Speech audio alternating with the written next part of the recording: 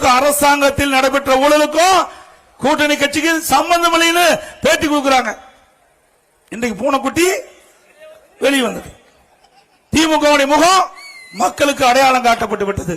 திரு ஸ்டாலின் அவர்களே, எத்தனை நாளைக்கு இந்த கூட்டணி வச்சுக்கிட்டு மக்களை ஏமாற்றுவீங்க? இன்னைக்கு கூட்டணி நம்பி தான் திமுக இருக்குது, மக்களை நம்பி இல்ல. திமுக கூட்டணி நம்பி இருக்குது, அண்ணா திமுக மக்களை நம்பி இருக்குது. நிறைய கூட்டணி சேர்ந்தா ஓட்டு போட்டுருவாங்க. ஏன்னா மக்கள் அவ்வளவு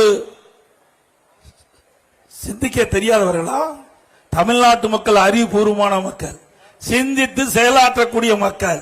யார் சரியானவர்கள் யார் தவறானவர்கள் சிந்தித்து எடை போட்டு இன்றைக்கு தேர்ந்தெடுக்கக்கூடிய திறமையான மக்கள் தமிழ்நாட்டு மக்கள். திரு ஸ்டாலின் அவர்களே, ஒரு முறை ஏமாந்து விட்டார், மறுமுறையும் தமிழ்நாடு மக்கள் ஏமாற மாட்டாங்க. இப்ப நான் வரும்போது தேர்தல் அறிக்கையை படிச்சிட்டு இருக்காரு ஸ்டாலின். நான் பார்த்தேன்.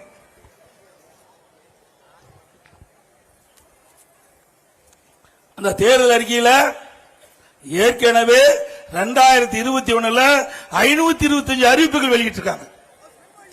அந்த 525 அறிவிப்புகளை 4 ஒரு பங்கு கூட இதுவரைக்கும் நிறைவேற்றல. அத்தனையும் பொய். டீசல் பெட்ரோல் விலை குறைச்சாங்களாங்க? கேஸ் மானியம் கொடுக்கறாங்களா? கொடுத்தாங்களா? கல்வி கடன் ரத்து பண்ணாங்களா? 100 நாள் வேலை திட்டத்தை 150 நாளா உயர்த்தினாங்களா? ரேஷன் கடையில் 1 கிலோ சர்க்கரைக்கு போல 2 கிலோ சர்க்கரை கூடுதலா கொடுத்தாங்களா? அது மட்டுமல்ல, அரசு ஊழியர்களுக்கு பழைய ஓய்வு திட்டம் நடைமுறைப்படுத்தினாங்களா? எல்லாமே பொய்.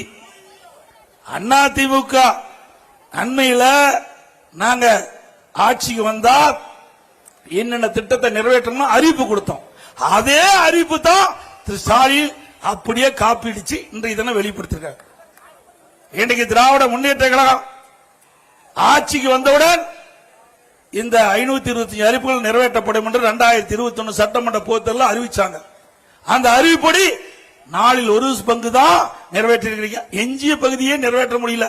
மீண்டும் ஆட்சிக்கு வந்து என்ன நிறைவேற்ற போறீங்க? நிறைவேற்ற முடியுமா? ஒரு பானை சோற்றுக்கு ஒரு சோறு தான் பதம். அப்படி ஏற்கனவே கொடுக்கப்பட்ட வாக்குறுதியை உங்களால் நிறைவேற்ற முடியலையே. மக்கள் எப்படி நம்பி உங்களுடைய கூட்டணிக்கு உங்களுக்கு வாக்களிப்பார்கள்? சிந்தித்து பாருங்க. இப்பொழுது 517 அறிவிப்பு வெளியிட்டார். அறிவிப்பு வெளியிடுறது என்ன பெரிய விஷயமா? அறிவிச்சிட்டாரு. எப்படியாவது மக்களை ஏமாற்றாலும் முடிவு பண்ணி போன தடவை ஏமாந்த மாதிரி இந்த முறையும் மக்கள் ஏமாந்துருவாங்கன்னு திரு ஸ்டாலின் கணக்கு போடுறாரு. முடியுமா? முடியவே முடியாது. ஸ்டாலின் அவர்களே, உங்களுடைய ஆட்சியில மக்கள் கண்ட பலன் என்ன? Collection, commission, corruption. இதுதான் மக்கள் பார்த்துட்டு இருக்காங்க. இந்த ஆட்சியில ஊழல் நிறைந்த ஆட்சியா தான் இருக்குது. எல்லா டிபார்ட்மெண்ட்லயும் ஊழல் இல்லாத டிபார்ட்மெண்டே இல்ல. அண்மையில அமலாக்கத்துறை, நகர்ப்புற வளர்ச்சித்துறை, குடிநீர் வழங்கத்துறையில முறைகேடு நடைபெற்றதாக அமலாக்கத்துறை கண்டுபிடித்து சட்ட ஒழுங்கு டிஜிபிக்கு அறிக்கை அனுப்பிச்சிருக்காங்க. இதன்படி எஃப்ஐஆர் பதிவு பண்ணும். இதுவரைக்கும் எஃப்ஐஆர் பதிவே பண்ணல. அதிமுக சார்பாக நீதிமன்றத்தில் வழக்கு தொடர்ந்து வழக்கு தீர்ப்பு கொடுக்கப்பட்டது. எஃப்ஐஆர் பதிவு செய்யணும், இன்னும் பதிவே செய்யல.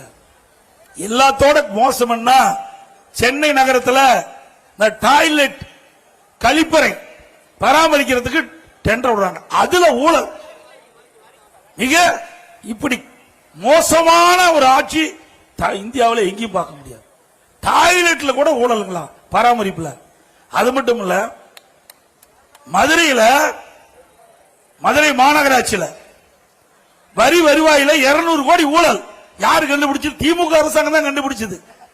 வேற எதிர்க்கட்சி சொல்லல, அவர்களே கண்டுபிடிச்சு அந்த மேயர் ராஜினாமா பண்ணிட்டார். மேயருடைய கணவர் அவரை அரஸ்ட் பண்ணி சிறையில் இருந்து வெளியில் ஜாமீன்ல வந்துட்டார். 4 மண்டல குழுக்கு ராஜினாமா பண்ணிட்டாங்க. அதுக்கு என்னென்ன வரி? ஆட்டுக்கு வரி, மாட்டுக்கு வரி, குதிரைக்கு வரி, பன்னிக்கு கூட வரி போட்டாங்க. பன்னிக்கு போட்ட வரியிலும் ஊழல் செய்கிற ஒரே அரசாங்கம் திமுக அரசாங்கம். எவ்வளவு கேவலம்! இங்க திருநெல்வேலியில பங்கு பிரிப்பதில் கவுன்சிலருக்கும் மேயருக்கும் சண்டைன்னு எனக்கு தகவல் கிடைச்சது.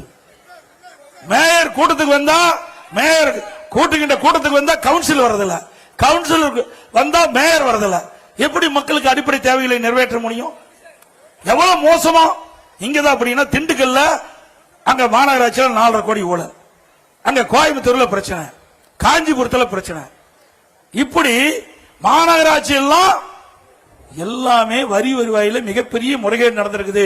மீண்டும் அதிமுக ஆட்சி மனதுடன் இதை சட்ட நீதியாக கண்டுபிடிக்கப்பட்டு உரிய நடவடிக்கை எடுக்கப்படும் என்பதை தெரிவிச்சுக்கிறேன். அதோட இந்த மாவட்டத்தை பொறுத்த வரைக்கும் கனிம வள கொள்ளை பட்டு ஜோரா நடக்குது. எங்க ஆட்கள் எவ்வளவு போராட்டம் பண்ணி பார்த்தாங்க, ஒன்னும் வேலையாகல. அரசு அதிகாரிகளே தூண்டுதலா இருக்கிறாங்க, யாரையும் கண்டுக்கல. இன்றைக்கு தமிழகத்தில் தென்காசி மாவட்டத்திலையும் திருநெல்வேலி மாவட்டத்திலும் தான் அதிகமா கனிம விலை கொள்ளை நடைபெற்றிருக்குது. அதிமுக ஆட்சிக்கு கனிம விலை கொள்ளையை கண்டுபிடித்து சட்ட நீதியாக நடவடிக்கை எடுக்கப்படும்.